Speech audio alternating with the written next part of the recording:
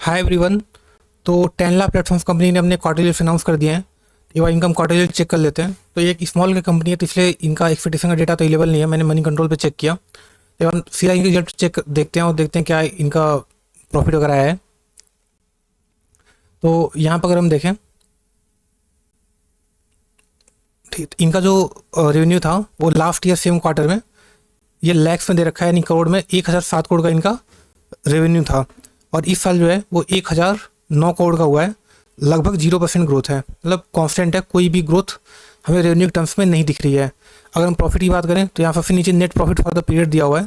तो देखो, तो लास्ट ईयर इन्होंने 140 करोड़ का प्रॉफिट किया था, जो इस साल घट के 118 करोड़ का प्रॉफिट हो गया है। इनफैक्ट क्वार्टर ऑन क्वार्टर भी देखें तो लास्ट क्वार्टर इन्होंने 130 करोड़ प्रॉफिट किया था, जो घट के 118 करोड़ हुआ है। यानी कि प्रॉफिट हम बोल सकते हैं 140 से 118, यानी कि करीब 15% के आसपास का इन्होंने डी ग्रोथ किया है। मतलब इनके नंबर्स हम बोल सकते हैं खराब आए हैं ग्रोथ के टर्म्स में। अगर हम इस कंपनी का टेक्निकल चार्ट देखें तो देखिए, ऐसा नहीं कि ये कंपनी जो है पीछे कोई रिसेंट टाइम में रिटेल इन्वेस्टर काफ़ी फेवरेट कंपनी हुआ करती थी, जब इसने काफ़ी ज़्यादा पैसे बनाए थे। आप देखो तो इसने यहाँ पे 2020 में, ठीक है, यहाँ से लेके यहाँ तक ये कंपनी 30 गुना हो गई थी, ठीक है, मात्र 2 साल के अंदर। तो इस टाइम में बहुत सारे लोगों ने कंपनी पसंद आई थी। देखिए, जब भी कोई शेयर भागता है तो उस टाइम वो लाइमलाइट में आ जाता है, तो सब लोग उसके अंदर इन्वेस्ट करना चाहते हैं। बट मैंने इसलिए ही इस कंपनी का एक बार ऑल टाइम का चार्ट खोल रखा है, पूरे टाइम का। तो आप देखो, ये जो कंपनी है कितने लंबे टाइम अंडर परफॉर्म की है। ये 2007 का है, तो 2007 से लेके यहाँ तक 2021 तक, मतलब करीब करीब 13-14 साल तक ये कंपनी बिल्कुल भी नहीं चली। मतलब यहाँ पे ये जो क्रैश आया था, आप देखो तो ये कंपनी 90% गिरी थी, ठीक है, 90%। तो ये कंपनी 90% गिरी थी, और उसके बाद ये करीब यहाँ 10-12 सालों तक इसने कॉन्सोलिडेट किया। तो इस कंपनी का हिस्ट्री ऐसा रहा है।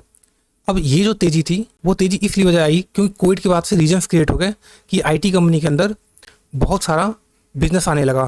कोविड के बाद से हर एक चीज़ ऑनलाइन जाने लगी, तो इसलिए डिजिटल सर्विसेज की डिमांड जो है बहुत ज़्यादा डिमांड में आ गई थी। इस वजह से ये कंपनी भी बहुत अच्छा परफॉर्म की। बट देखिए, एक कहावत है कि इतिहास अपने आप को दोहराता है। अब जो ही नहीं कि मैंने ऐसा बोल दिया था इस बार भी 90% गिरेगा, बट हमें हमेशा ध्यान में रखना चाहिए कोई भी छोटी कंपनी है तो वहाँ पे चांसेस होते हैं। हमें अपने आप को इस बात का तैयार रखना चाहिए कि ये कंपनी भी आने वाले टाइम में वापस ऐसा कारनामा कर सकती है। जैसे अगर हम अभी के टर्म में देखें या ऑल टाइम हाई से, तो ये कंपनी बीच में ऑलरेडी यहाँ पे 77% गिरी थी बीच में, आप देखो। और फिलहाल जो है ये 68% डाउन है। मैं ऐसा नहीं बोला कि कंपनी 90% डाउन होगी, ठीक है, सिचुएशन हमेशा अलग अलग होते हैं। बट ये जो ग्रोथ थी, अब इस ग्रोथ की एक्सपेक्टेशन नहीं करनी चाहिए हमें, है ना, इतने शॉर्ट टर्म के अंदर। एक बार हम इसका डेली चार्ट करते हैं यहाँ पे। मतलब मेरा दिखाने का उद्देश्य ये था कि आप हिस्ट्री भी देखा करो किसी भी कंपनी का कि इसने पास्ट में कैसा परफॉर्म किया है, क्योंकि उससे में इस कंपनी के बिजनेस साइकिल के बारे में पता चलता है कि ये कंपनी क्या सच में अच्छी थी कि कुछ बीच में अच्छे टाइम आ गए इस वजह से कंपनी अच्छा कर दी। तो हमने कहा पास्ट में कंपनी कोई बहुत अच्छी कंपनी नहीं हुआ करती थी। कोविड के बाद से ही ये कंपनी थोड़ा सा लाइमलाइट में आई और उस टाइम आईटी सर्विसेज बढ़े, इस वजह से इस कंपनी ने अच्छा परफॉर्म किया। तो क्या इसका मतलब ये कि अब कंपनी यहाँ से एकदम डूब जाएगी? देखिए, रिजल्ट डाउन है, बट इसका मतलब ये नहीं कंपनी ने प्रॉफिट नहीं किया है।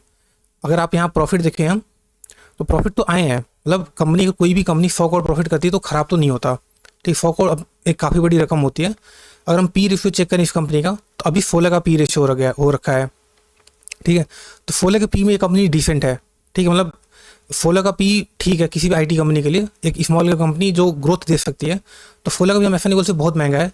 हाँ, अब यहाँ से हम ये बोल सकते हैं डाउन साइड कम है यहाँ पे, ठीक है, डाउन साइड का संभावना कम कम दिख रहा है। आप देखो तो ये ऑलरेडी अपने मेजर सपोर्ट पे है।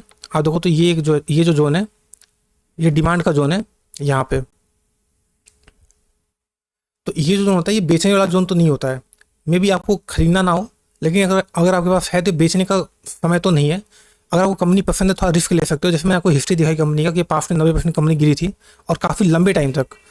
तो इस कंपनी हमेशा रिस्क रहेगा, बट हाँ, जहाँ रिस्क है वहीं पे पैसा भी बनता है। तो अगर आप रिस्क लेने वाले इन्वेस्टर हो और आपको इस टाइप की कंपनी पसंद है जहाँ पे मोटा पैसा बनता है, तो जब कोई कंपनी 70% गिरती है और तो जब वो रिकवर करती है तो आपके पैसा 70% नहीं बनता, आपका पैसा 400% बनता है। वो 30 रुपये से 100 रुपये जाना 3x से भी ज़्यादा ग्रोथ है, मतलब 400% से भी ज़्यादा पैसा बनता है। और मान लीजिए ये कंपनी यहाँ से अपने ऑल टाइम हाई पे चली जाए यहाँ पे, तो आपका पैसा 225% बनेगा, ठीक है। तो ये जो कंपनी से रिस्क टेकर्स के लिए जो लोग रिस्क ले सकते हैं, जैसे मैंने बताया कि ये जो है अभी अपने डिमांड जोन पे है, यहाँ से बाइंग आती है। अब वो यहाँ से बाइंग आई थी, यहाँ बाइंग आई थी, यहाँ पे बाइंग आई थी, और अगेन उसी जोन पे है। तो काफ़ी संभावना है कि यहाँ से शायद बाउंस बैक दे दे, शॉर्ट टर्म के लिए अगेन हो सकता है इस यहाँ पे करीब 560 के लेवल पे आ जाए, ठीक है, बट यहाँ से ज़्यादा डाउन साइड कम दिखता है क्योंकि इसका पी रेशो अभी काफ़ी अच्छे लेवल पे, देखिए 16 का पी हो गया है। अगर कुछ टाइम पहले हम ध्यान दें तो इसका जो पी था, तो यहाँ इसका पी आप देखो दिसंबर 20 में 90 का पी था। हालांकि ये एक्सेप्शनल सिचुएशन था,